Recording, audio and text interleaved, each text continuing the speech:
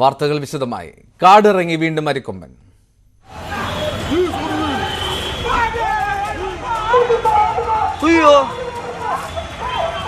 இதானே கேரளால பிடிச்சாங்க அரிக்கொம்பன் சொல்லி. இதானே அரிக்கொம்பன் யானை ஊருக்குள் சுற்றித் திரிவதால் தயவு செய்து பொதுமக்கள் யாரும் வீட்டை விட்டு வெளியே வர வேண்டாம் என இதன் மூலம் அறிவிக்கப்படுகிறது.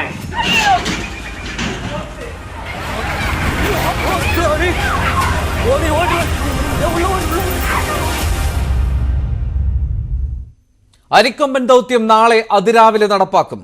കമ്പം ടൗണിൽ അരിക്കൊമ്പൻ പരിഭ്രാന്തി പരത്തിയതോടെയാണ് ഒറ്റയാനെ പിടികൂടാൻ തമിഴ്നാട് തീരുമാനിച്ചത്. ആനയെ മേഘമല വനമേഖലയിലേക്ക് മാറ്റും. മേഘമല CCFന്റെ നേതൃത്വത്തിൽ ദൗത്യം പൂർത്തീകരിക്കാനാണ് തമിഴ്നാട് വനം വകുപ്പ് പദ്ധതി ഒരുക്കിയിരിക്കുന്നത്. 3 കുങ്കിയാനകളും പാപ്പാന്മാരും മയക്കുവെടി വിദഗ്ധരും ഡോക്ടർമാരും ടീമിലുണ്ടാകും. മയക്കുവെടി വെച്ച് പിടികൂടിയ ശേഷം മേഘമല ടൈഗർ റിസർവിലേക്ക് മാറ്റാനാണ് തീരുമാനം. കഴിഞ്ഞ ദിവസം ലോവർ ക്യാമ്പ് വനമേഖലയിലായിരുന്ന അരിക്കൊമ്പൻ ഇന്ന് രാവിലെയാണ് ഗൂഡല്ലൂർ കടന്ന് കമ്പത്തെത്തിയത്. നഗരത്തിലെ നിരത്തിൽ ആനയിറങ്ങിയത് പരിഭ്രാന്തി പരത്തി. ഓട്ടോറിക്ഷ അടക്കം നിരവധി വാഹനങ്ങൾക്കും കേടുപാടുകൾ പറ്റി. ആന വരുന്നത് കണ്ട് ഓടി മാറുന്നതിനിടെ ഒരാൾക്ക് പരിക്കേറ്റു.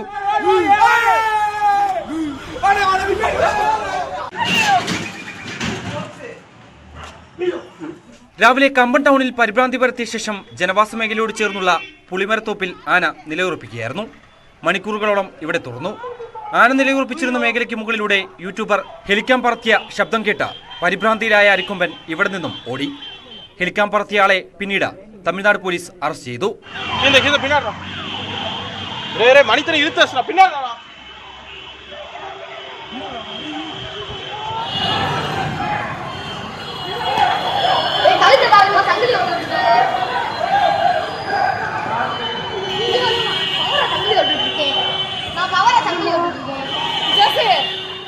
സമീപത്തെ റോഡിലൂടെയാണ് ആന കുതിച്ചു പാഞ്ഞത്. പിന്നീട് കമ്പം സൗത്ത് മേഖലയിൽ ബൈപ്പാസ് റോഡിനോട് ചേർന്ന് തെങ്കിൻതോപ്പിൽ നിലയുറപ്പിക്കുകയായിരുന്നു. അരിക്കൊമ്പനെ ഈ മേഖലയിൽ വെച്ച് മയക്കുവെടി വെച്ച് പിടികൂടാനാകുമെന്നാണ് പ്രതീക്ഷ. ആനയുടെ ആരോഗ്യസ്ഥിതിയും കണക്കിലെടുത്താവും ദൗത്യം നടപ്പിലാക്കുക. അരിക്കൊമ്പൻ നഗരത്തിലിറങ്ങിയ സാഹചര്യത്തിൽ കമ്പത്ത് നിരോധനാജ്ഞ പുറപ്പെടുവിച്ചിട്ടുണ്ട്. തേനി ജില്ലാ പോലീസിന്റെ നേതൃത്വത്തിൽ ശക്തമായ സുരക്ഷാ ക്രമീകരണങ്ങളാണ് സ്വീകരിച്ചിരിക്കുന്നത്. പ്രിൻസ് ജെയിംസ്, ന്യൂസ് 18 കമ്പം. വിവരങ്ങളുമായി പ്രിൻസ് ചേരുന്നു ഈ സമയം. പ്രിൻസ്, വളരെ വിശദമായി തന്നെ പ്രിൻസ് നേരത്തെ റിപ്പോർട്ട് ചെയ്തിരുന്നു ഈ വിഷയം. അരിക്കൊമ്പൻ ദൗത്യം അത് നാളെ രാവിലെ തന്നെ നടത്താനാണ് തമിഴ്നാട് വനം വകുപ്പിന്റെ തീരുമാനം. എന്തൊക്കെ ഒരുക്കങ്ങളാണ് ഇപ്പോൾ നടക്കുന്നത്? ഇത് 3 കുങ്കിയാനകൾ അടങ്ങുന്ന ഉൾപ്പെടെയുള്ള വലിയ സംഘം തന്നെ ദൗത്യത്തിനായി ഈ കമ്പത്തേക്ക് എന്നാണ് നമുക്ക് ലഭിക്കുന്ന വിവരം. അതിരാവിലെ തന്നെ ദൗത്യം പൂർത്തീകരിക്കാനായിട്ടാണ് വനം വകുപ്പ് മുൻപോട്ട് നീങ്ങുന്നത്. ഡോക്ടർമാരുണ്ട്, ഒപ്പം ആനയുടെ പാപ്പാന്മാർ, ഒപ്പം മയക്കുവെടിയുള്ള വിദഗ്ധർ ഉൾപ്പെടെയുള്ള സംഘമാണ് ഈ സംഘത്തിലുള്ളത്.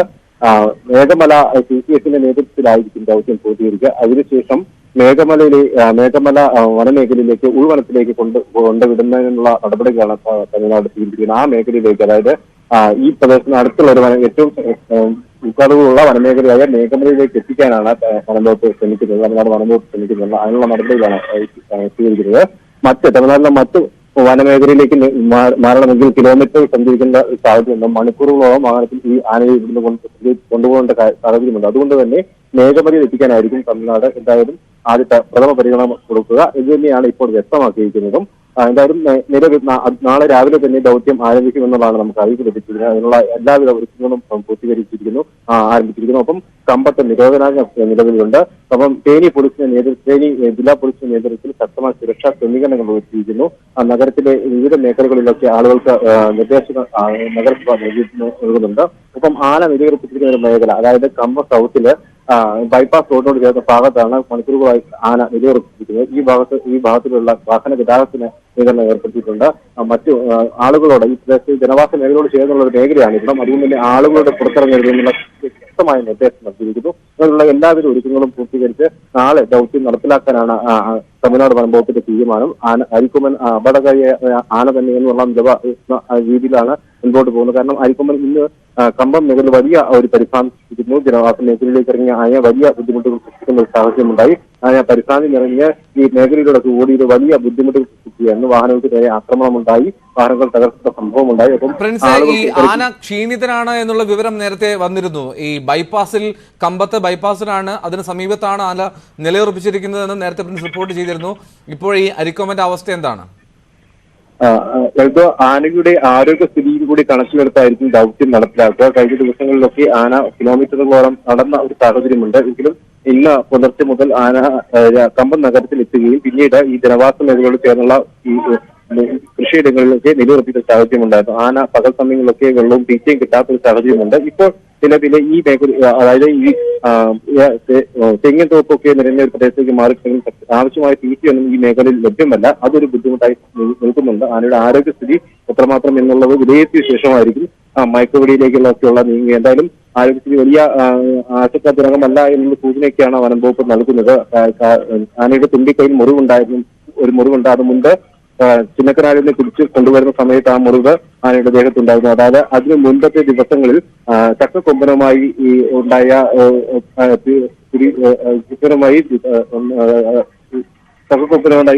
തോന്നുന്നുണ്ടായാണ് ഇത്തരത്തിലൊരു മുറിവ് ഈ ആനയുടെ തുമ്പിക്കൈയിൽ ഉണ്ടായത്.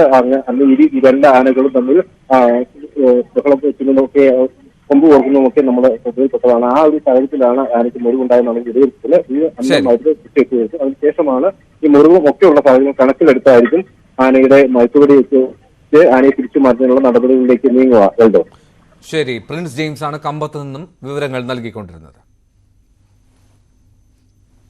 അതിരു കവിഞ്ഞ ആനസ്നേഹത്തെ തുടർന്ന് ആനപ്രേമികൾ ഹൈക്കോടതിയെ സമീപിച്ചതുകൊണ്ടാണ് ഇപ്പോഴത്തെ സ്ഥിതിയുണ്ടായതെന്ന് വനമന്ത്രി എ.കെ. ശശീന്ദ്രൻ. ഉൾവനത്തിലേക്ക് അയച്ചത് വനം വകുപ്പിന്റെ ആശയമായിരുന്നില്ല, ഉൾക്കാട്ടിലേക്ക് അയച്ചിട്ട് കാര്യമില്ല എന്ന നിലപാടാണ് സർക്കാർ സ്വീകരിച്ചത്.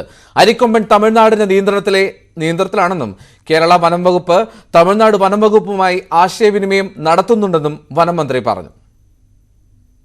വനം വകുപ്പിന്റെ അന്നത്തെ നിലപാട് ഈ ആനയെ മയക്കുവെടി വെച്ച് പിടിച്ച് ആന പരിപാലന കേന്ദ്രത്തിലേക്ക് അയക്കുക എന്നുള്ളതാണ്.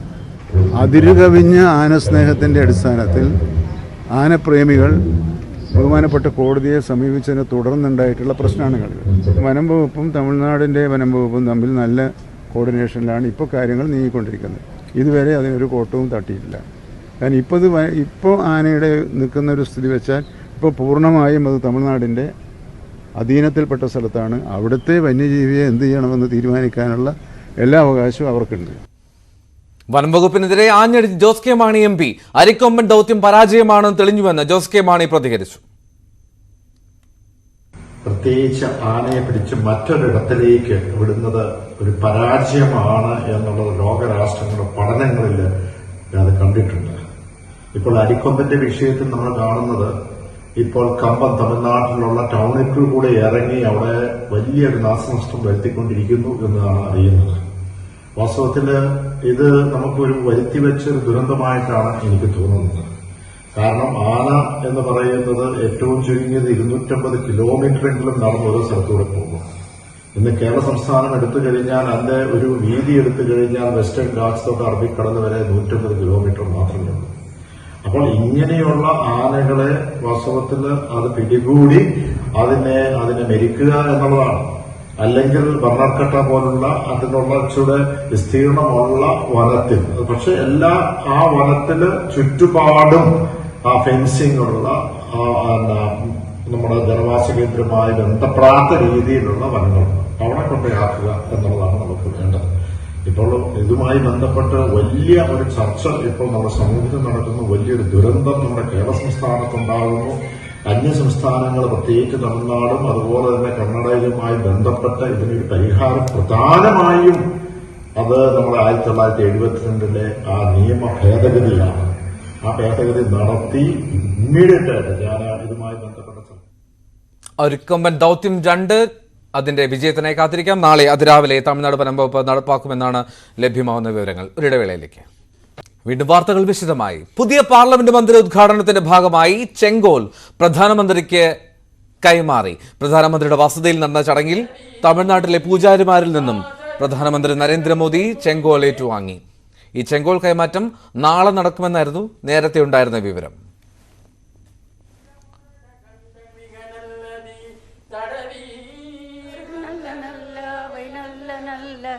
யார் அவர்க்கு எவரே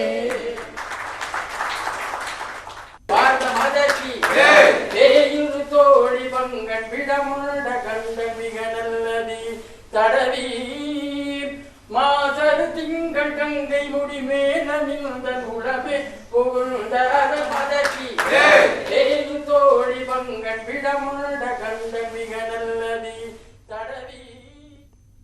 വിവരങ്ങളുമായി മിഥുൻ ചേരുന്നു ന്യൂസ് ഡെസ്കിൽ നിന്ന്. മിഥുൻ, ഈ ചെങ്കോൽ കൈമാറ്റം അത് ഇന്ന് തന്നെ നടക്കാനുള്ള സാഹചര്യം എന്താണ്? എന്തോ നാളെ ഈ ഉദ്ഘാടന വേളയിൽ തന്നെ ചെങ്കോൽ കൈമാറ്റം നടക്കുമെന്നായിരുന്നു നേരത്തെ ലഭ്യമായിരുന്ന വിവരം. പക്ഷേ ഇന്ന് വൈകിട്ടോടുകൂടി പ്രധാനമന്ത്രിയെ സന്ദർശിക്കാനായി മഠാധിപതികൾ എത്തുമെന്നുള്ള വിവരം നേരത്തെ ലഭിച്ചിരുന്നു. അതിന്റെ അടിസ്ഥാനത്തിൽ കൂടിയാണ് ഇപ്പോൾ പ്രധാനമന്ത്രിയുടെ വസതിയിലായിരുന്നു ചടങ്ങ് നടന്നത്. ഈ ചെങ്കോൽ കൈമാറ്റം അതിനോടനുബന്ധിച്ച് നടക്കുകയും ചെയ്തു. കൂടാതെ പ്രത്യേക പ്രാർത്ഥനയും ഇതിനോടൊപ്പം തന്നെ നടക്കുകയും ചെയ്തിട്ടുണ്ട്. ധനമന്ത്രി നിർമ്മലാ സീതാരാമൻ അടക്കമുള്ളവരും ഈ ഒരു ചെങ്കോൽ കൈമാറ്റത്തിൽ സാക്ഷ്യം വഹിക്കുകയും ചെയ്തിട്ടുണ്ട്. കഴിഞ്ഞ ഈ വിവാദങ്ങൾക്കിടെ, അതായത് നമുക്കറിയാം ഈ ചെങ്കോൽ കൈമാറ്റവുമായി ബന്ധപ്പെട്ട വലിയ രീതിയിലുള്ള വിവാദങ്ങൾക്ക് ഇടം പിടിച്ച ഒരു സാഹചര്യമുണ്ട്. കഴിഞ്ഞ ദിവസങ്ങളിലൊക്കെ തന്നെ കോൺഗ്രസ് ഇതിനെതിരെ രംഗത്ത് വരികയും ചെയ്തിരുന്നു. അത്തരത്തിലുള്ള ഒരു കൈമാറ്റം നേരത്തെ മുൻപുണ്ടായിട്ടില്ല എന്നുള്ള കാര്യമായിരുന്നു. അത് വാട്സാപ്പ് യൂണിവേഴ്സിറ്റിയിലെ ചില ആഖ്യാനം മാത്രമാണെന്നായിരുന്നു കോൺഗ്രസ് മുന്നോട്ട് വെച്ച കാര്യം. അതിൽ വലിയ രീതിയിലുള്ള പ്രതിഷേധവും അല്ലെങ്കിൽ അതിനെ എതിരായി തെളിവുകളൊന്നും ഹാജരാക്കാൻ ബിജെപിയുടെ ഭാഗത്തൊന്നുമില്ല എന്നായിരുന്നു കോൺഗ്രസിന്റെ വാദം. അതിന് പിന്നാലെയാണ് ഇപ്പോൾ ഈ അധികാര കൈമാറ്റം എന്ന രീതിയിൽ ചെങ്കോൽ വാങ്ങിക്കൊണ്ട് ഈ പുതിയ പാർലമെന്റ് മന്ദിരത്തിന്റെ ഉദ്ഘാടനം നിർവഹിക്കാൻ പ്രധാനമന്ത്രി തീരുമാനിക്കുകയും ചെയ്ത് അത് നാളെ നടക്കുമെന്നായിരുന്നു ഔദ്യോഗികമായി അറിയിച്ചിരുന്നത്. പക്ഷേ ഇത് ഇന്ന് തന്നെ നടക്കുന്ന ഒരു പശ്ചാത്തലമായിരുന്നു ഉണ്ടായത്. അല്പസമയത്തിന് മുമ്പാണ് പ്രധാനമന്ത്രിയുടെ വസതിയിൽ ആണ് ഈ ഒരു ചടങ്ങ് നടന്നത്.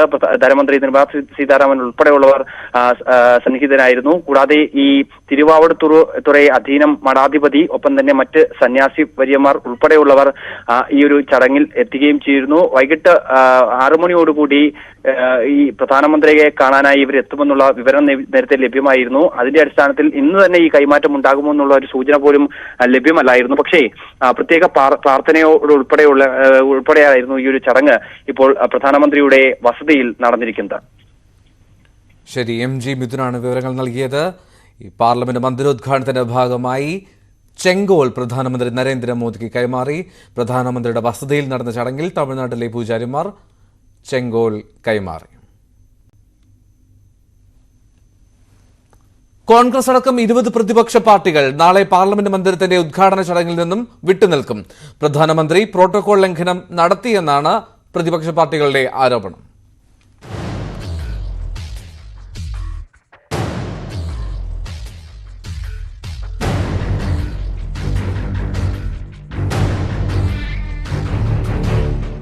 ചെങ്കോലിന്റെ ചരിത്രവും വിശ്വാസവും ഉയർത്തി കോൺഗ്രസിനെ പ്രതിരോധിക്കുകയാണ് BJP. ഉദ്ഘാടന ചടങ്ങിൽ രാഷ്ട്രപതിയെ ഒഴിവാക്കിയതിൽ പ്രോട്ടോകോൾ ലംഘനമുണ്ടെന്ന കോൺഗ്രസ് ആരോപണത്തിന് ഹിന്ദുത്വ കാർഡിറക്കിയാണ് BJP മറുപടി നൽകുന്നത്.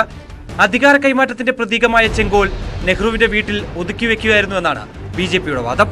ഹിന്ദു പാരമ്പര്യത്തിന്റെ ഭാഗമായ ചെങ്കോലിനെ അവഗണിച്ച കോൺഗ്രസ് ഹിന്ദു ആചാരങ്ങളെയാണ് അവഹേളിച്ചതെന്നും BJP പറഞ്ഞുവെക്കുന്നു. ചെങ്കോലും അധികാര കൈമാറ്റവുമായി ബന്ധമില്ലെന്നും BJP പ്രചരണം വാട്സാപ്പ് യൂണിവേഴ്സിറ്റി ആഖ്യാനം മാത്രമാണെന്നുമാണ് കോൺഗ്രസിന്റെ മറുപടി. BJP ഉന്നയിക്കുന്ന വാദങ്ങൾക്ക് രേഖകളോ തെളിവോ ഇല്ല.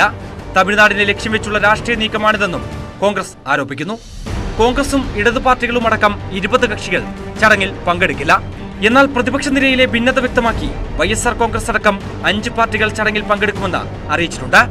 National desk news 18. കർണാടകയിൽ 24 പേരെ കൂടി ഉൾപ്പെടുത്തി സിദ്ധരാമയ്യ മന്ത്രിസഭ വികസിപ്പിച്ചു. രാജ്ഭവനിൽ നടന്ന ചടങ്ങിൽ ഗവർണർ താവർചന്ദ് ഗെഹ്ലോട്ട് സത്യവാചകം ചൊല്ലിക്കൊടുത്തു. HK പാട്ടീൽ, കൃഷ്ണ ബൈരഗൌഡ, ദിനേശ് ഗുണ്ടുറാവ്, ഈശ്വർ ഖണ്ഡ്രെ തുടങ്ങിയവർ മന്ത്രിമാരായി സത്യപ്രതിജ്ഞ ചെയ്തു.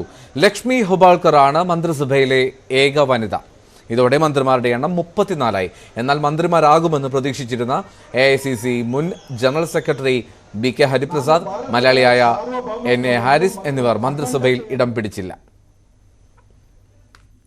വാർത്തകൾ വിശദമായി വീണ്ടും. കോഴിക്കോട്ടെ ഹോട്ടൽ വ്യാപാരിയുടെ കൊലപാതകത്തിൽ നിർണായക തെളിവുകൾ കണ്ടെടുത്ത് പോലീസ്. പെരിന്തൽമണ്ണ ചീരട്ടമലയിൽ പ്രതികളുമായി നടത്തിയ തെളിവെടുപ്പിൽ സിദ്ദിഖിനെ കൊലപ്പെടുത്താൻ ഉപയോഗിച്ച ചുറ്റിക, മൃതദേഹം മുറിക്കാൻ ഉപയോഗിച്ച ഇലക്ട്രിക് കട്ടർ, ATM കാർഡുകൾ, രക്തം തുടയ്ക്കാൻ ഉപയോഗിച്ച വസ്ത്രങ്ങൾ എന്നിവ കണ്ടെടുത്തു. സിദ്ദിഖിന്റെ കൊലപാതകം ഹണി ട്രാപ്പാണെന്നും പോലീസ് സ്ഥിരീകരിക്കുന്നു. ഹോട്ടലുടമയെ നഗ്നനാക്കി ഫോട്ടോ എടുക്കാൻ പ്രതികൾ ശ്രമിച്ചു. എതിർപ്പുണ്ടായാൽ നേരിടാൻ തയ്യാറായിട്ടാണ് സംഘമെത്തിയത്. സിദ്ദിഖ് എതിർത്തപ്പോൾ ഫർഹാന കയ്യിൽ കരുതിയിരുന്ന ചുറ്റിക ഷിബിലിക്ക് കൈമാറുകയും ഷിബിലി തലയ്ക്കടിക്കുകയും ചെയ്തു. ആഷിഖ് നെഞ്ചിൽ ചവിട്ടി. ഇതാണ് മരണകാരണമെന്ന് മലപ്പുറം SP സുജിത് ദാസ് പറഞ്ഞു. കൊലയ്ക്ക് ശേഷമാണ് കട്ടറും ട്രോളി ബാഗും വാങ്ങിയത്. ഷിബിലിയും ഫർഹാനയും തമ്മിൽ നേരത്തെ പരിചയമുണ്ടെന്നും പ്രതികൾ കുറ്റം സമ്മതിച്ചുവെന്നും SP അറിയിച്ചു. യഥാർത്ഥത്തിൽ ഇത് സംശയിച്ചതിനെ പോലെ തന്നെ ഇതൊരു ഹണി ട്രാപ്പ് ഇൻസിഡന്റ് ആയിരുന്നു. ഇതില് ഷിബിലി ഇദ്ദേഹത്തിന്റെ ജോലിക്കാരനായിരുന്നു. അപ്പോൾ ഇവർ ഹണി ട്രാപ്പ് ഇൻസിഡന്റുമായിട്ട് ഇവർ പ്ലാൻ ചെയ്യുന്നുണ്ട്. ഇത് 3 അക്യൂസ്ഡിനും അറിയാം ഇതിങ്ങനെ ഒരു ഇൻസിഡന്റ് ആണെന്നുള്ളത്. അപ്പോൾ അതുമായി ബന്ധപ്പെട്ടാണ് ഈ ഡീകാസ എന്ന് പറയുന്ന സ്ഥലത്ത് റൂം എടുത്തിരുന്നത്. ഇതില് അന്നത്തെ 18-ാം തീയതി ഷൊർണൂരിൽ നിന്നും ഫർഹാന വരുന്നുണ്ട്. അതിനോടൊപ്പം തന്നെ ആഷിഖ് അലിയാസ് ചിക്കു, അയാളും രണ്ടാമത്തെ വാഹനത്തിൽ വരുന്നുണ്ട്. അവിടെ ട്രെയിനിൽ തന്നെയാണ് വരുന്നത്. ഇവർ 3 പേരും ആ സ്ഥലത്തുണ്ട്. അവിടെ ഇവിടെ റൂം എടുത്തതിന് ശേഷം ഇയാൾ അവിടെ ഇവർ രണ്ടുപേരും ഇവിടെ സംസാരിക്കുകയാണ്. അപ്പോൾ അവിടെ വെച്ചിട്ട് ഇയാളെ ഇവര് നേക്കഡായിട്ട് ഫോട്ടോ എടുക്കാനായിട്ടുള്ള ഒരു അറ്റംപ്റ്റ് നടക്കുന്നുണ്ട്. അതുപോലെ തന്നെ ഈ ക്യാഷിന്റെ ഇഷ്യൂസും പറഞ്ഞ് ത്രെട്ടൻ ചെയ്യുന്നുണ്ട്. ഇതുമായി ബന്ധപ്പെട്ടിട്ട് ഇവർ തമ്മിലും കൂടെ ഒരു റിഫ്റ്റ് ആവുകയാണ്, ഇഷ്യൂസ് ഉണ്ടാവുകയാണ്. അതുമായി ബന്ധപ്പെട്ട് ഇയാൾ താഴെ വീഴുന്നുണ്ട്. വീണപ്പോൾ ഈ ഓൾറെഡി ഫർഹാന കയ്യിൽ ഒരു ചുറ്റിക കരുതിയിരുന്നു. ബൈക്കിൽ എന്തെങ്കിലും ഒരു ഇൻസിഡന്റ് ഉണ്ടാവുകയാണെങ്കിൽ ഇതിനെ കൗണ്ടർ ചെയ്യാൻ വേണ്ടിയിട്ട്. അപ്പം ഈ ചുറ്റിക എടുത്തിട്ട് ഈ പറയുന്ന ഷിബിലി എന്ന് പറയുന്ന ആൾ ഇയാൾ അറ്റാക്ക് ചെയ്യാണ്. തലയിൽ ബ്ലഡ് ഫോഴ്സസ് ഇഞ്ചുറീസ് ഉണ്ട്.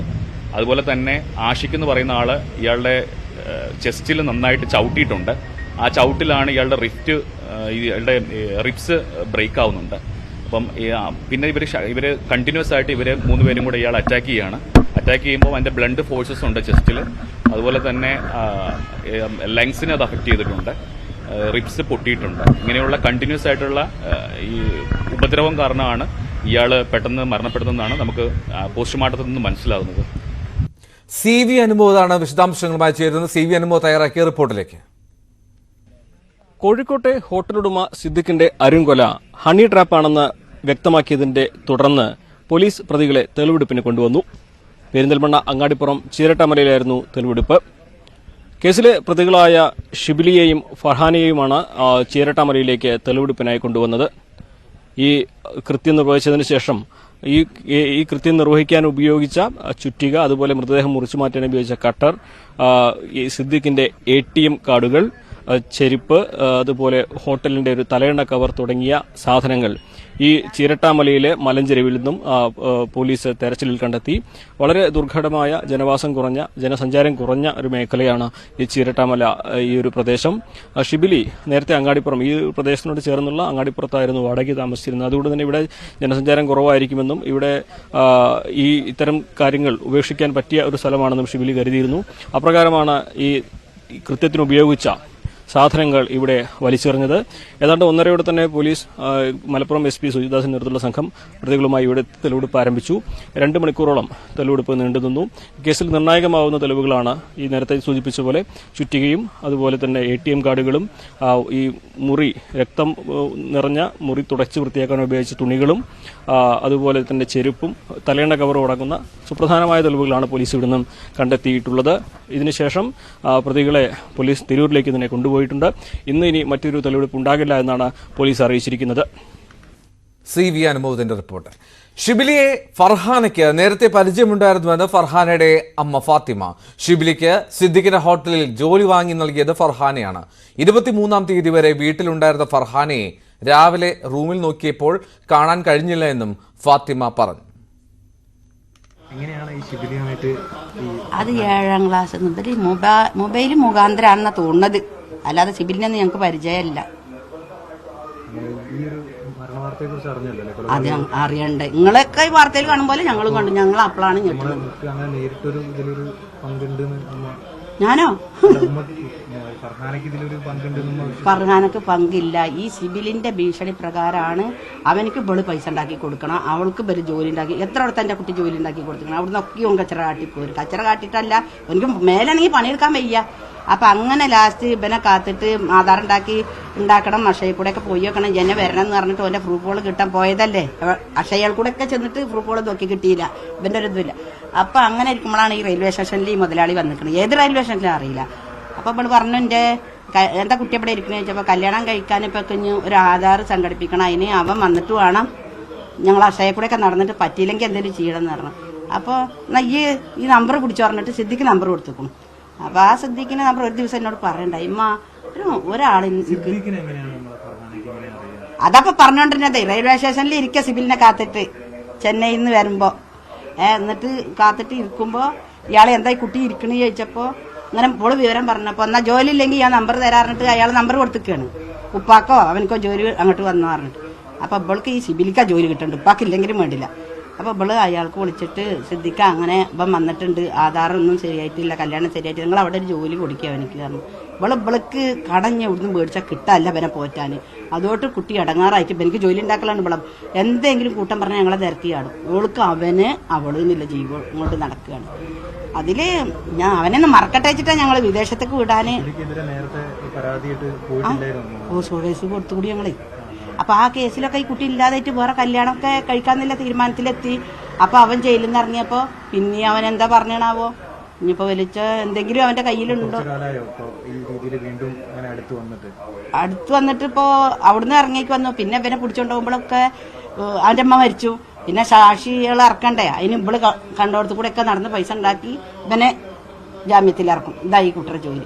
ഈ കുട്ടി അവനക്ക് സുഖമാണെങ്കിൽ ഇവൾക്ക് സുഖമാണ്, അവനക്ക് സുഖമല്ല ഇവനക്ക് ജോലി ആക്കി കൊടുത്തു. ഇപ്പം അതിലും വലിയ മണ്ടത്തര. ഇനിയിപ്പോൾ ഈ കുട്ടിനെ വിളിച്ചിട്ട് ഇവനാണോ അത് ആധാരം കൊണ്ടുവരാറിഞ്ഞിട്ട് നമുക്ക് ഈ മുതലാളി ആധാരം ഉണ്ടാക്കി തരാൻ പറഞ്ഞിക്കണു, നല്ലോണം കല്യാണത്തിന് സഹായിക്കാൻ അറിഞ്ഞിക്കണു, അവളെ അങ്ങോട്ട് വരാൻ അവളോട്.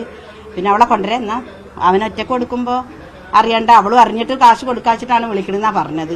പിന്നെ ആധാർ മൊബൈലിൽ ഡ്യൂപ്ലിക്കേറ്റായിട്ട് എന്താ എടുക്കുന്നൊന്നും അറിയില്ല. മൊബൈൽ ഇതമ്മ ആധാർ ഇതാ പറയാൻ ആധാർ ശരിയായിക്കണു പറഞ്ഞിട്ട് അപ്പോൾ അത് വിളിച്ച് പറയാനൊക്കെ കാണിച്ചാൽ നമ്മ അത് ആധാറൊക്കെ ശരിയായിക്കണു, ഇത് ഇനി റെഡിയാക്കാനും ഇന്നെന്നാ അവൾക്ക് എന്നോട് ചെല്ലാൻ പറഞ്ഞിക്കണു, ഇത്ര സഹായിക്കാനൊക്കെ നമ്മൾ അറിഞ്ഞോട്ടെ വെച്ചിട്ട് അന്ന് പോയിട്ട് വേഗം പറഞ്ഞു. അങ്ങനെ ഇവിടുന്ന് ഇറങ്ങിയത്. അത് എത്രാം തീയതി ഓർമ്മല്ല, അതാ ഓർമ്മല്ലാത്തത്. അല്ല അത് മോഷണം. ഇവിടുത്തെ എന്റെ ഭർത്താവിന്റെ ഉപ്പ വേറെ കല്യാണം, എന്റെ ഭർത്താവിന് ഒരു 1.5 വയസ്സാകുമ്പോൾ ഭർത്താവിന്റെ അമ്മ മരിച്ചിരുന്നു. അപ്പോൾ വേറെ കല്യാണം കാറിൽ വേണമെന്ന് കഴിച്ചിരിക്കണം. അപ്പോൾ ആ അമ്മമ്മ ഞങ്ങളും അമ്മയാണ്, എന്റെ ഭർത്താവിന്റെ അമ്മ. അപ്പോൾ അതിന് ഈ കുട്ടി അടിച്ചിട്ടേ ഈ ഓൾക്ക് ഈ സിബിലിനെ ഞങ്ങൾ പറയണമെന്നില്ല. അപ്പോൾ ഇവിടെ നിന്ന് പോയി കിട്ടാ ഓനിങ്ങനെ വിളിക്കൊണ്ട് പൈസ ഇതാക്കി കാട്ടുക അല്ലെങ്കിൽ എങ്ങനെയും ഉണ്ടാക്കി കാട്ടുന്ന എന്തെങ്കിലും പറയുന്നുണ്ടാവും, അല്ലാതെ അപ്പോൾ അവളിത് ചെയ്യൂല. അപ്പോൾ അവൾക്ക് ഇവിടുന്ന് പോകണമെന്നേക്കാരെ ചിന്ത, വീട്ടിൽ നിന്ന് തന്നെ പോകണമെന്ന്. അപ്പോൾ അവിടെ ചെന്നിട്ട് തള്ളയുടെ ചെയിനും 2 വളയെടുത്തതിൽ 3.25 പവനാണ്. അപ്പോൾ അത് അവിടെ ചെന്ന് വിറ്റപ്പോൾ കോഴിക്കോട്ടെ വ്യവസായി സിദ്ദിഖ് കൊല ചെയ്യപ്പെട്ട ഹോട്ടലിനെ കുറിച്ചും വ്യാപക പരാതിയുണ്ട്. അനാശാസ്യ പ്രവർത്തനങ്ങളും ലഹരി ഉപയോഗവും ഈ ഡിക്കാസ ഇൻ എന്ന ഹോട്ടലിൽ പതിവാണെന്ന് പ്രദേശവാസികൾ പറയുന്നു. കുട്ടികളെ ഉൾപ്പെടെ ഹോട്ടലിൽ എത്തിക്കാറുണ്ടെന്നും ആരോപണമുണ്ട്. അപ്പം ഇവിടെ കുറെ പറയുന്ന രീതിയിൽ കുട്ടികളും ആളുകളൊക്കെ വരുന്നുണ്ട്. ഇവിടെ അങ്ങനത്തെ കാര്യങ്ങളൊക്കെ പൊതുവെ ജനങ്ങൾക്കിടയിൽ ഒരു സംസാരമുണ്ട്. പക്ഷേ ഇതിനോട് ചുറ്റിപ്പറ്റി നിൽക്കുന്ന ആളുകൾക്കാണ് അതിന്റെ ബുദ്ധിമുട്ട് ഒരുപാട് ഉണ്ടാവുന്നത്. ഈ ഒരു സ്ഥലങ്ങളിൽ ലഹരിന്റെയും മറ്റൊക്കെ ആയിട്ടുള്ള ഒരുപാട് വിഷയങ്ങളുണ്ട്. അതിന്റെ ഒരു ഭാഗമാണ് ഈ ഹോട്ടൽ. ഇതിനെ മാനേജ് ചെയ്യുന്ന ആരൊക്കെയാണോ ഒന്നും നമുക്ക് അറിയാൻ സാധിച്ചിട്ടില്ല. യൂണിയനുകൾക്കെതിരെ നിലപാട് ഘടിപ്പിച്ച് കേരള സർവകലാശാല വൈസ് ചാൻസലർ. യൂണിയനുകൾ കൈവശം വെച്ചിരിക്കുന്ന മുറികളുടെ സമഗ്ര വിവരം VC ആവശ്യപ്പെട്ടു. പാളയം, കാര്യവട്ടം ക്യാമ്പസുകളിലായി വിവിധ യൂണിയനുകൾ 20 മുറികൾ ഉപയോഗിക്കുന്നുവെന്നാണ് രജിസ്ട്രാറുടെ പ്രാഥമിക റിപ്പോർട്ട്. കേരള യൂണിവേഴ്സിറ്റി എംപ്ലോയീസ് സംഘിന് ഓഫീസ് അനുവദിക്കുന്നതുമായി ബന്ധപ്പെട്ട വിവാദങ്ങൾക്ക് പിന്നാലെയാണ് മറ്റ് യൂണിയനുകളുടെ ഓഫീസുകളുമായി ബന്ധപ്പെട്ട വിവരം വൈസ് ചാൻസലറായ മോഹനൻ കുന്നുമ്മൽ ആവശ്യപ്പെട്ടത്. യൂണിയനുകൾ കൈവശം വച്ചിരിക്കുന്ന മുറികളുടെ രേഖകളില്ലെന്നാണ് രജിസ്ട്രാർ ആദ്യം VCക്ക് മറുപടി നൽകിയത്. ഇതിനു പിന്നാലെയാണ് VC നിലപാട് കടുപ്പിച്ചത്. യൂണിയനുകൾ ഓഫീസ് മുറികളായും സൊസൈറ്റികൾ നടത്തുന്നതിനും കൈവശം വച്ചിരിക്കുന്ന മുറികളുടെ സമഗ്ര വിവരം പരിശോധിച്ച് റിപ്പോർട്ട് നൽകാൻ യൂണിവേഴ്സിറ്റി എഞ്ചിനീയർക്ക് VC നിർദ്ദേശം നൽകുകയായിരുന്നു. ഒരാഴ്ചയ്ക്കകം യൂണിവേഴ്സിറ്റി എഞ്ചിനീയർ റിപ്പോർട്ട് നൽകണമെന്നാണ് നിർദ്ദേശം. യൂണിയനുകളുടെ കൈവശമുള്ള കെട്ടിടങ്ങളുടെ അനുമതി സംബന്ധിച്ച രേഖകളുടെ പകർപ്പ് ഹാജരാക്കാനും നിർദ്ദേശമുണ്ട്. പകർപ്പ് ആവശ്യപ്പെട്ട രജിസ്ട്രാർ യൂണിയനുകൾക്ക് കത്ത് നൽകും. സർവകലാശാലയുടെ പാളയം, കാര്യവട്ടം ക്യാമ്പസുകളിലായി 20 ഇടങ്ങളിൽ യൂണിയനുകളുടെയും സഹകരണ സംഘങ്ങളുടെയും പ്രവർത്തനമുണ്ടെന്നാണ് റിപ്പോർട്ട്. അതുകൊണ്ട് തന്നെ ഇവയുടെ സമഗ്ര വിവരം ലഭിച്ച ശേഷം തുടർ നടപടിയെന്നതാണ് VC-യുടെ നിലപാട്. ന്യൂസ് 18 തിരുവനന്തപുരം. കേന്ദ്ര സഹമന്ത്രി വി മുരളീധരന്റെ സാന്നിധ്യത്തിൽ കേരള സർവകലാശാലയിലെ ഗസ്റ്റ് ഹൌസിൽ രാഷ്ട്രീയ യോഗം ചേർന്നുവെന്ന് പരാതി. BJP അനുകൂല സംഘടനയായ എംപ്ലോയീസ് സംഘിന്റെ യോഗമാണ് ഗസ്റ്റ് ഹൌസിലെ കോൺഫറൻസ് ഹാളിൽ ചേർന്നത്. വൈസ് ചാൻസലർ മോഹനൻ കുന്നുമലാണ് യോഗത്തിന് അനുമതി നൽകിയത്. കേരള യൂണിവേഴ്സിറ്റി എംപ്ലോയീസ് സംഘിന് ഓഫീസ് അനുവദിക്കുന്നതുമായി ബന്ധപ്പെട്ട വിവാദം പുതിയ വഴിത്തിരിവിൽ. ഇന്നലെ സംഘടനയുടെ ഓഫീസ് ഉദ്ഘാടനം ചെയ്യാനെത്തിയ കേന്ദ്ര സഹമന്ത്രി വി മുരളീധരൻ വിവാദം ഭയന്ന് ഉദ്ഘാടനത്തിൽ നിന്ന് പിന്മാറിയിരുന്നു. എന്നാൽ വൈസ് ചാൻസലറെ കണ്ട ശേഷം അദ്ദേഹം പോയത് ക്യാമ്പസിലെ ഗസ്റ്റ് ഹൌസിലേക്ക്. അവിടെ കോൺഫറൻസ് ഹാളിൽ എംപ്ലോയീസ് സംഘ് പ്രവർത്തകരെ മന്ത്രി അഭിവാദ്യം ചെയ്തു. ക്യാമ്പസിലെത്തുന്ന മന്ത്രിക്ക് ജീവനക്കാരെ അഭിവാദ്യം ചെയ്യാൻ ഗസ്റ്റ് ഹൌസിലെ കോൺഫറൻസ് ഹാൾ വിട്ടു നൽകാൻ ഉത്തരവിട്ടത് VC-ആണ്. രാഷ്ട്രീയ യോഗത്തിന് ഗസ്റ്റ് ഹൌസ് വിട്ടു നൽകിയ VC-യുടെ നടപടിക്കെതിരെ CPM സംഘടന. സർവകലാശാല വൈസ് ചാൻസലറുടെ ഭാഗത്തു നിന്ന് ആ പദവിയിലിരിക്കുന്ന ഒരു ബഹുമാനപ്പെട്ട വ്യക്തിത്വം ഒരിക്കലും സർവകലാശാല നിയമങ്ങളെ ലംഘിച്ചുകൊണ്ടോ അല്ല അധികാര ദുർവിനിയോഗം നടത്തിക്കൊണ്ടോ ചെയ്യാൻ പാടില്ലാത്ത ഒരു പ്രവൃത്തിയാണ് അദ്ദേഹം ചെയ്തത്. തീർച്ചയായും സർവകലാശാലയിൽ വലിയ പ്രതിഷേധം അതുമായി ബന്ധപ്പെട്ട് ഉയർന്നു വന്നിട്ടുണ്ട്. എത്ര സംഘടനകൾക്ക് സർവകലാശാല ക്യാമ്പസിൽ ഓഫീസ് അനുവദിച്ചിട്ടുണ്ടെന്ന കാര്യത്തിൽ രജിസ്ട്രാർ ഇന്ന് VC-ക്ക് വിശദീകരണം നൽകും. ഏത് ഉത്തരവിന്റെ അടിസ്ഥാനത്തിലാണ് സംഘടനകൾക്ക് ഓഫീസ് അനുവദിച്ചത് എന്ന് 24 മണിക്കൂറിനകം അറിയിക്കാനായിരുന്നു VC-യുടെ നിർദ്ദേശം. സർവകലാശാല എംപ്ലോയീസ് സംഘിന് ഓഫീസ് അനുവദിച്ചതിൽ പ്രതിഷേധമുണ്ടായ സാഹചര്യത്തിലാണ് VC-യുടെ നടപടി. ന്യൂസ് 18 തിരുവനന്തപുരം. സർക്കാർ ഗവർണർ തർക്കം സമ്മർദ്ദമായില്ലെന്ന് MG university VC doctor Sabu Thomas. ഗവർണറും സർക്കാരും നല്ല പിന്തുണയാണ് നൽകിയത്. സർവകലാശാലകൾക്ക് VC ഇല്ലാതിരിക്കുന്നത് നല്ലതല്ല. സർവകലാശാലയുടെ പ്രവർത്തനങ്ങൾക്ക് ഇനിയും പൂർണ്ണ പിന്തുണ നൽകുമെന്നും ഡോക്ടർ സാബു തോമസ് ന്യൂസ് 18നോട് പറഞ്ഞു. ഏറെക്കാലത്തെ സേവനത്തിന് ശേഷം MG സർവകലാശാലയുടെ വൈസ് ചാൻസലർ പദവിയിൽ നിന്ന് ഡോക്ടർ സാബു തോമസ് ഇന്ന് പടിയിറങ്ങുകയാണ്. അദ്ദേഹം നമ്മോടൊപ്പം ചേരുന്നുണ്ട്. എന്താണ് അദ്ദേഹത്തിന് പറയാനുള്ളത് എന്ന് കേൾക്കാം. സാറേ, കുറെ നേട്ടങ്ങളുടെയൊക്കെ ഒരു കാലമായിട്ടാണ് വിലയിരുത്തപ്പെടുന്നത്. എന്താണ് ഈ ഒരു സാഹചര്യത്തിൽ പറയാനുള്ളത്? യൂണിവേഴ്സിറ്റിയിൽ ഞാൻ വന്നിട്ട് ഇപ്പം 36 വർഷം കഴിയുക. വളരെ പരിമിതിയിൽ നിന്ന് നമ്മൾ വളർന്നു വന്നിട്ട് ലോകത്തിലെ തന്നെ ഏറ്റവും നല്ല സർവകലാശാലയായി മാറി. പ്രോബ്ലം നിങ്ങൾ കേട്ട് കാണും, വേൾഡ് റാങ്കിങ്ങിൽ നമ്മളാണ് കേരളത്തിൽ നിന്നുള്ളത്. 400 to 500 ബാൻഡിലുണ്ട്. ഇന്ത്യയിലാണെങ്കിൽ നമുക്ക് 30ാം സ്ഥാനമുണ്ട്. അതായത് 1000-ൽ കൂടുതൽ സർവകലാശാല ഇന്ത്യയിലുണ്ട്. ചാൻസലേഴ്സ് അവാർഡ് നമ്മൾ 3 പ്രാവശ്യം കരസ്ഥമാക്കി, ബെസ്റ്റ് യൂണിവേഴ്സിറ്റി. അതുപോലെ തന്നെ അഡൽ ഇന്നോവേഷൻ, അത് മെയിനായിട്ട് കാണിക്കുന്ന സ്റ്റാർട്ടപ്പുകളും ഇൻക്യുബേഷൻ ഫെസിലിറ്റിയും പുതിയ പുതിയ ബിസിനസ് എന്റർപ്രൈസും. നമ്മുടെ സ്ഥാനം ഇന്ത്യയിലെ 3ാമതാണ്. Number of publications, MG is number 1 in Kerala. Number of projects, we are number 1 in Kerala. Number of international collaborations, exchange program, we are number 1 in Kerala. അപ്പോൾ തീർച്ചയായും വലിയൊരു കുതിച്ചു ചാട്ടം നമ്മുടെ യൂണിവേഴ്സിറ്റി കഴിഞ്ഞ 4-5 വർഷങ്ങളിൽ നടത്തപ്പെട്ടു. എനിക്ക് വളരെ സന്തോഷമുണ്ട് അങ്ങനെ യൂണിവേഴ്സിറ്റിയെ മുന്നോട്ട് നയിക്കുവാനും ഇനിയും യൂണിവേഴ്സിറ്റി നല്ല ലെവലിലേക്ക് വരണം. എൻ്റെ ഒരു സ്വപ്നം എന്ന് പറയുന്നത് university should be within 10 in the country and globally ഒരു 200 പൊസിഷനിലേക്ക് നമുക്ക് പോകണം. അതുപോലെ തന്നെ ഈ യൂണിവേഴ്സിറ്റി തീർച്ചയായിട്ടും the best place for teaching and learning process, best place for research, best place for startup. നിങ്ങൾക്കറിയാം, startups are the engines for wealth and employment. അപ്പം ആ ഒരു സ്ഥിതിവിശേഷം വരണം. അങ്ങനെയാണെങ്കിൽ ഒരു വലിയൊരു ട്രാൻസ്ഫോർമേഷൻ കേരളത്തിൽ നടക്കും. ഇവിടെ പഠിക്കുന്ന വിദ്യാർത്ഥികൾക്കൊക്കെ ഇവിടെ തന്നെ ജോലി സാധ്യത, അവർ ബിസിനസ് എന്റർപ്രൈസ് ഉണ്ടാക്കുക. അപ്പം ഞാൻ MGക്ക് കാണുന്ന ഒരു വലിയൊരു ഗ്രോത്താണ് ഇൻ ദ കമ്മിങ് ഇയേഴ്സ്. വേറൊന്നുമില്ല സാറേ, ഈ ഇങ്ങനെയൊക്കെ സാർ കഴിഞ്ഞ ദിവസം വാർത്താ സമ്മേളനങ്ങൾ നടത്തുകയും പുതിയ പുതിയ പദ്ധതികൾ പ്രഖ്യാപിക്കാനുള്ള അല്ലെങ്കിൽ അങ്ങനെയുള്ള മുന്നോട്ടുള്ള പോക്കിനെ കുറിച്ചാണ് സാർ ആലോചിച്ചുകൊണ്ടിരുന്നത് ഓരോ നിമിഷവും. അതിനിടെ പെട്ടെന്ന് അപ്രതീക്ഷിതമായി സർക്കാർ കൂടി പിന്തുണയ്ക്കുന്നുണ്ടായിരുന്നു. പെട്ടെന്ന് അപ്രതീക്ഷിതമായി പിന്മാറുന്നതിന്റെ ഒരു സങ്കടം അല്ലെങ്കിൽ അങ്ങനെ ഒരു വേദനയുണ്ടോ? അല്ല, എനിക്ക് അങ്ങനെ വേദനകളൊന്നുമില്ല. ഞാൻ തീരുമാനിച്ചിരിക്കുന്നത് വൈസ് ചാൻസലർ സ്ഥാനത്ത് ഞാൻ ഇല്ലെങ്കിലും I will be always part of Mahatma Gandhi university. ധാരാളം സെന്ററുകൾ ഇവിടെ ഉണ്ട്. അതിനെയൊക്കെ ലുക്ക് ആഫ്റ്റർ ചെയ്യുക, അതിൻ്റെ റിസർച്ചുകളൊക്കെ മുന്നോട്ട് പോവുക. നമുക്ക് ഇന്റർ യൂണിവേഴ്സിറ്റി സെന്റേഴ്സ് ഉണ്ട്, അതുപോലെ തന്നെ ഇൻക്യുബേഷൻ ഫെസിലിറ്റി ഉണ്ട്, MG ഇന്നോവേഷൻ ഫൗണ്ടേഷനുണ്ട്. അതിൻ്റെ എല്ലാ ഭാഗമായിട്ട് ഞാനൊരു എമിരറ്റസ് പ്രൊഫസറായിട്ട് ഇവിടെ തുടരും. അപ്പോൾ തീർച്ചയായിട്ടും MGയുടെ ഇനിയുള്ള മുന്നോട്ടുള്ള പ്രയാണത്തിലെല്ലാം I will be part of MG. Rest of my life I will be in Mahatma Gandhi university. സർക്കാരിന് ഒരു പിന്തുണ ഉണ്ടായിരുന്ന സമയത്തും പിൻവാങ്ങേണ്ടി വരുന്നു എന്നുള്ളത് ഒരു സർക്കാർ ഗവർണറിന്റെ ഒരു ഫൈറ്റ് ഒക്കെ കഴിഞ്ഞ കുറെ നാൾ വാർത്തകൾ ഉണ്ടായിരുന്നതാണ്. അപ്പൊ അതിന്റെ ഒരു ഇരയായി മാറുന്നു, അങ്ങനെ ഒരു തോന്നലുണ്ടോ? ഒരിക്കലും അങ്ങനെ ഒരു തോന്നലേ ഇല്ല. കാരണം സർക്കാരിന്റെയും ഗവർണറുടെയൊക്കെ വലിയ പിന്തുണയാണ് കിട്ടിയിരിക്കുന്നത്. അതായത് എൻ്റെ ടെനൂർ മുഴുവൻ ഫുള്ളായിട്ട് support from governor as well as from government. Both of them supported extensively. അതുകൊണ്ടാണ് നമുക്ക് ഇത്രയൊരു കുതിച്ചുചാട്ടം നമുക്ക് ചെയ്യാൻ പറ്റിയത്. തീർച്ചയായിട്ടും ഞാനിവിടുന്ന് മാറിയാലും നല്ലപോലെ ട്രെയിൻഡ് ആയിട്ടുള്ള സക്സസേഴ്സ് നമുക്കുണ്ട്. അപ്പോൾ എനിക്ക് തോന്നുന്നു അങ്ങനെയുള്ള പ്രശ്നങ്ങളെ ഒന്നും ഉണ്ടാകത്തില്ല. മഹാത്മാഗാന്ധി യൂണിവേഴ്സിറ്റി ഈ കുതിച്ചുചാട്ടം കമ്മിങ് ഇയേഴ്സ് നടക്കും. അങ്ങനെ ഒരു ബേസ് നമുക്കിവിടെ ഉണ്ട്. ഗവർണർ സർക്കാർ ഫൈറ്റ് അതൊരു പ്രഷറായി മാറിയിരുന്നോ സർവകലാശാലയ്ക്ക് പ്രവർത്തനത്തിലൊക്കെ? അല്ല, എനിക്കൊരു പ്രഷറായിട്ട് തോന്നിയില്ലത്. Daily university Kerala medical service corporation ഗോഡൌണിൽ വീണ്ടും തീപിടുത്തം. ആലപ്പുഴ വണ്ടാനം മെഡിക്കൽ കോളേജിന് സമീപം ബ്ലീച്ചിംഗ് പൗഡർ സൂക്ഷിച്ചിരുന്ന കെട്ടിടത്തിനാണ് തീപിടിച്ചത്. അഗ്നിബാധയുണ്ടായ മുറിയിൽ യാതൊരു സുരക്ഷാ സംവിധാനങ്ങളും ഇല്ലായിരുന്നുവെന്ന് തീയണച്ച ജീവനക്കാരൻ ന്യൂസ് 18നോട് പറഞ്ഞു. തുടർച്ചയായി ഉണ്ടാകുന്ന തീപിടുത്തത്തിന്റെ പശ്ചാത്തലത്തിൽ വിവിധയിടങ്ങളിൽ വിതരണം ചെയ്ത ബ്ലീച്ചിംഗ് പൗഡറുകൾ തിരികെ എടുക്കാൻ വിതരണ കമ്പനികൾക്ക് KMSCL നിർദ്ദേശം നൽകി.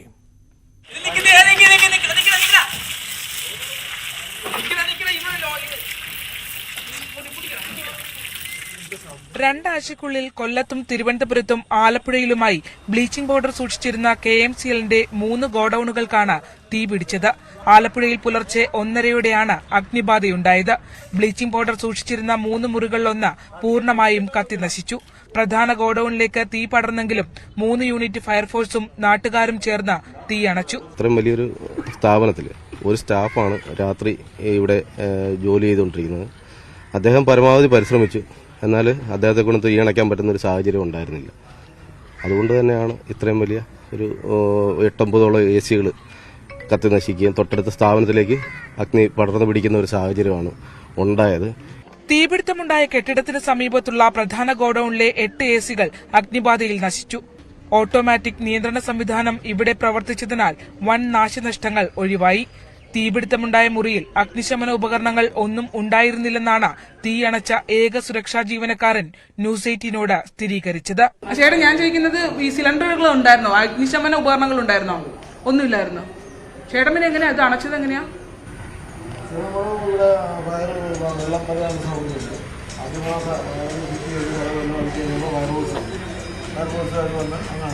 അതിന്റെ കൺട്രോളിലായിരുന്നോ?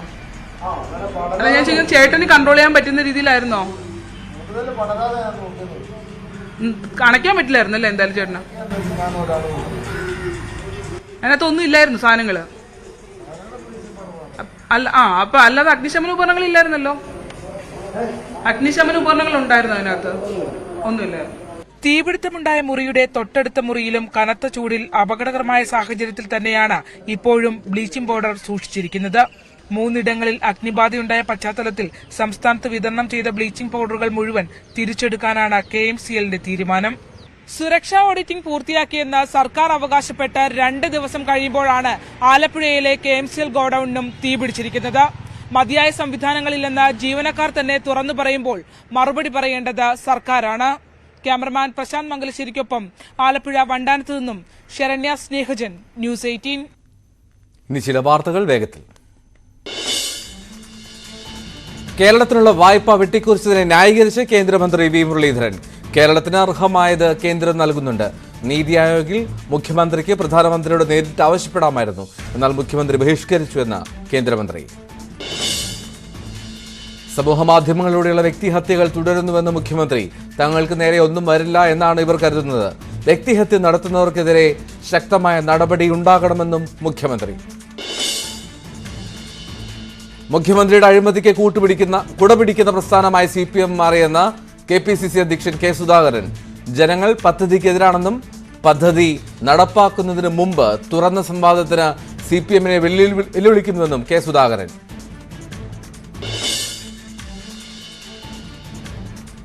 പോപ്പുലർ ഫ്രണ്ട് പ്രവർത്തകരെ കണ്ടെത്തുന്നവർക്ക് ഇനാം പ്രഖ്യാപിച്ച് പാലക്കാട് വല്ലപ്പുഴയിൽ NIAയുടെ പോസ്റ്റർ. 3 മുതൽ 7 ലക്ഷം രൂപ വരെയാണ് ഇനാം. ഡോക്ടർ വന്ദനാദാസ് കൊലപാതകത്തിൽ വീഴ്ചയുണ്ടായില്ലെന്ന ന്യായീകരണവുമായി പോലീസ് ഓഫീസേഴ്സ് അസോസിയേഷന്റെ പ്രമേയം. സംഭവത്തിൽ പോലീസിന് വീഴ്ചയെന്ന് വരുത്തി തീർത്തു. വിലങ്ങ് വെച്ചാലും ഇല്ലെങ്കിലും കുറ്റമെന്നതാണ് അവസ്ഥയെന്നും വിലങ്ങ് വെക്കുന്നതിനുള്ള ഉത്തരവുകളിൽ വ്യക്തത വേണമെന്നും പ്രമേയത്തിൽ ആവശ്യപ്പെടുന്നു. കോഴിക്കോട് കട്ടിപ്പാറയിൽ കാട്ടുപോത്തിന്റെ ആക്രമണത്തിൽ ടാപ്പിംഗ് തൊഴിലാളിക്ക് പരിക്കേറ്റു. അമരാട് മലയിൽ റിജേഷിനാണ് പരിക്കേറ്റത്. പത്തനംതിട്ട റാന്നി പെരുന്നാട്ടിലും വടശ്ശേരിക്കരയിലും ഭീഷണിയായ കടുവയെ വെടിവെച്ചു കൊല്ലാൻ വനം വകുപ്പ് ഉത്തരവിറക്കണമെന്ന് റാന്നി MLA പ്രമോദ് നാരായണൻ. കടുവയുടെ ആക്രമണവും സാന്നിധ്യവും തുടർച്ചയായി ഉണ്ടാവുന്ന സാഹചര്യത്തിലാണ് MLAയുടെ ആവശ്യം. എലത്തൂർ ട്രെയിൻ തീവെപ്പ് കേസ് പ്രതി ഷാറുഖ് സേഫിയുടെ റിമാൻഡ് കാലാവധി നീട്ടി. അടുത്ത മാസം 1-ാം തീയതി വരെയാണ് നീട്ടിയത്. കൊച്ചി NIA കോടതിയുടേതാണ് നടപടി. തിരുവനന്തപുരം വർക്കലയിൽ 2 വയസ്സുകാരി ട്രെയിൻ ഇടിച്ചു മരിച്ചു. ഇടവയിൽ വൈകിട്ട് 6:30 അപകടം. ഇസൂസി അസീസ് ദമ്പതികളുടെ മകൾ സോഹറിനാണ് മരിച്ചത്. പാലക്കാട് ട്രെയിനിൽ കടത്തിക്കൊണ്ടുവന്ന കുഴൽപ്പണം പിടികൂടി. 17 ലക്ഷം രൂപയുടെ കറൻസിയുമായി സഞ്ചരിച്ച കോട്ടയം സ്വദേശി മുഹമ്മദ് ഹാഷിമിനെ റെയിൽവേ പോലീസ് അറസ്റ്റ് ചെയ്തു. ടൂറിസ്റ്റ് ബസ്സിൽ നിന്നും വലിച്ചെറിഞ്ഞ ബിയർ കുപ്പി തലയിൽ പതിച്ച യുവതിക്ക് ഗുരുതര പരിക്ക്. മേപ്പാടി പോലീസ് സ്റ്റേഷന് സമീപമാണ് സംഭവം. ട്രൈബൽ പ്രൊമോട്ടർ തൃക്കേപ്പറ്റ സ്വദേശിനി സരിതയ്ക്കാണ് പരിക്കേറ്റത്. പാലക്കാട് ചളവറ ഗ്രാമപഞ്ചായത്ത് ഏർപ്പെടുത്തിയ ICP സ്മാരക പുരസ്കാരം സാഹിത്യകാരൻ T. പത്മനാഭന് സമ്മാനിച്ചു. ഉന്നത വിദ്യാഭ്യാസ മന്ത്രി R. ബിന്ദു പുരസ്കാരം നൽകി. സ്കൂളുകൾ തുറക്കുമ്പോൾ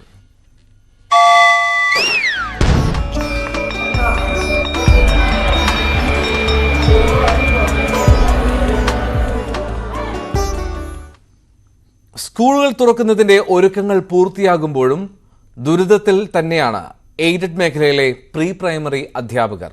വെറും 2000 രൂപ പ്രതിമാസ പ്രതിഫലം വാങ്ങുന്ന അധ്യാപകരാണ് കൂടുതലും. തുല്യവേതനം ഉറപ്പാക്കണമെന്നാവശ്യപ്പെട്ട് ഒരു വിഭാഗം അധ്യാപകർ സെക്രട്ടേറിയറ്റിന് മുന്നിൽ പ്രതിഷേധിച്ചു. പറയാൻ പറ്റുന്നില്ല, ഞങ്ങൾക്ക് അത്രയ്ക്ക് വിഷമമുണ്ട്. ഒന്നും വാക്കുകൾ കിട്ടുന്നില്ല ഞങ്ങൾക്ക് പറയാൻ. ഇന്ന് തരും നാളെ തരുമെന്നും പറഞ്ഞ് ഞങ്ങൾ എത്രയോ വർഷം കൊണ്ട് ഇങ്ങനെ കിടന്ന് എത്രയോ സമരത്തിന് ഞങ്ങൾ പങ്കെടുത്തു. ഞങ്ങൾക്ക് ഇന്ന് വരെ ഞങ്ങൾ ഇതിന് ആരും ഒരു ഇതും ചെയ്തിട്ടില്ല. 30 വർഷത്തിലേറെയായി എയ്ഡഡ് പ്രീ പ്രൈമറി സ്കൂളിലെ അധ്യാപികയാണ് തന്റെ വേദന തുറന്നു പറയുന്നത്. ഇത് ഒറ്റപ്പെട്ട സാഹചര്യമല്ല. എയ്ഡഡ് മേഖലയിലെ ഭൂരിഭാഗം പ്രീ പ്രൈമറി അധ്യാപകർക്കും ഇതേ സാഹചര്യം തന്നെയാണുള്ളത്. ഇതേപോലെ സർക്കാർ സ്കൂളുകളിലും PTA കീഴിലാണ് പ്രീ പ്രൈമറി ആരംഭിച്ചിട്ടുള്ളത്. അതേപോലെ തന്നെയാണ് ഞങ്ങളും അതേ മാനദണ്ഡത്തിൽ തുടങ്ങിയത് തന്നെയാണ് എയ്ഡഡ് സ്കൂളിലും. അപ്പൊ ഇതുവരെ ഞങ്ങൾക്ക് സർക്കാരിന്റെ ഭാഗത്തുനിന്ന് ഒരു വേതന വ്യവസ്ഥ ഇതുവരെ ഉണ്ടായിട്ടില്ല. എയ്ഡഡുകാരും ഗവൺമെന്റുകാരും ഒരുമിച്ച് ചേർന്ന ധർണയിൽ തീരുമാനങ്ങൾ ഗവൺമെന്റിന് മാത്രം വന്നു. എയ്ഡഡും ഗവൺമെന്റും പൊതുവിദ്യാലയ വകുപ്പിന്റെ കീഴിൽ നടത്തുന്ന സ്കൂളുകൾ തന്നെയാണ്. അതുകൊണ്ട് നമുക്കും അതിനുള്ള എല്ലാ അംഗീകാരങ്ങളും കിട്ടണം. അതിനുവേണ്ടിയാണ് നമ്മളിന്നിവിടെ ഇങ്ങനെ ഒരു ധർണ നടത്തുന്നത്. 10 വർഷത്തിലധികം പ്രവൃത്തി പരിചയമുള്ള പ്രീ പ്രൈമറി അധ്യാപകരെ സംരക്ഷിക്കുക, തുല്യവേതനം ഉറപ്പാക്കുക, മറ്റ് സേവന വേതന വ്യവസ്ഥകൾ അനുവദിക്കുക തുടങ്ങി വിവിധ ആവശ്യങ്ങൾ ഉന്നയിച്ച് പ്രീ പ്രൈമറി അധ്യാപകർ സെക്രട്ടേറിയറ്റിന് മുന്നിൽ പ്രതിഷേധിച്ചു. ന്യൂസ് 18 തിരുവനന്തപുരം. കായിക വാർത്തകൾ. IPL 16-ാം സീസണിൽ നാളെ കലാശ പോരാട്ടം. മഹേന്ദ്ര സിംഗ് ധോണി നയിക്കുന്ന ചെന്നൈ സൂപ്പർ കിങ്സും ഹാർദിക് പാണ്ഡ്യയുടെ ഗുജറാത്ത് ടൈറ്റൻസും തമ്മിലാണ് ഫൈനൽ മത്സരം. 10ാമത്തെ ഫൈനൽ ഇറങ്ങുന്ന ചെന്നൈ 5ാമത്തെ കിരീട നേട്ടമാണ് സ്വപ്നം കാണുന്നത്. തുടർച്ചയായ 2ാം കിരീടമാണ് ഗുജറാത്തിന്റെ ലക്ഷ്യം. ലീഗ് ഘട്ടത്തിൽ 1ാം സ്ഥാനത്ത് ഫിനിഷ് ചെയ്തുവെങ്കിലും ആദ്യ ക്വാളിഫയറിൽ ചെന്നൈയോട് ഗുജറാത്ത് പരാജയപ്പെട്ടിരുന്നു. ശുഭ്മാൻ ഗില്ലാണ് ഗുജറാത്തിന്റെ സൂപ്പർ താരം. രാത്രി 7:30 അഹമ്മദാബാദിലാണ് ഫൈനൽ. ഇനി ഇന്നത്തെ സ്വർണം വെള്ളി പ്ലാറ്റിനം നിരക്കുകൾ. തരകൻസ് റോയൽ ജ്വല്ലറി ഇന്നത്തെ സ്വർണ്ണവില ബ്രോട്ട് യു ബൈ അനധികൃത വിൽപ്പനക്കാരിൽ നിന്നും സ്വർണം വാങ്ങി ഇനി ആരും വഞ്ചിതരാവരുത്. Tharakans royal jewellery, Kunnamkulam. സ്വർണം ഗ്രാമിന് 5545 രൂപ, പവന് 44,360 രൂപ. വെള്ളി ഗ്രാമിന് 77 രൂപ, കിലോയ്ക്ക് 77,000 രൂപ. പ്ലാറ്റിനം ഗ്രാമിന് 3749 രൂപ. തരകൻസ് റോയൽ ജ്വല്ലറി ഇന്നത്തെ സ്വർണ്ണവില ബ്രോട്ട് യു ബൈ അനധികൃത വിൽപ്പനക്കാരിൽ നിന്നും സ്വർണം വാങ്ങി ഇനി ആരും വഞ്ചിതരാവരുത്. Tharakans royal jewellery, Kunnamkulam. വാർത്തകൾ വിശദമായി പൂർണ്ണമാകുന്നു. നമസ്കാരം.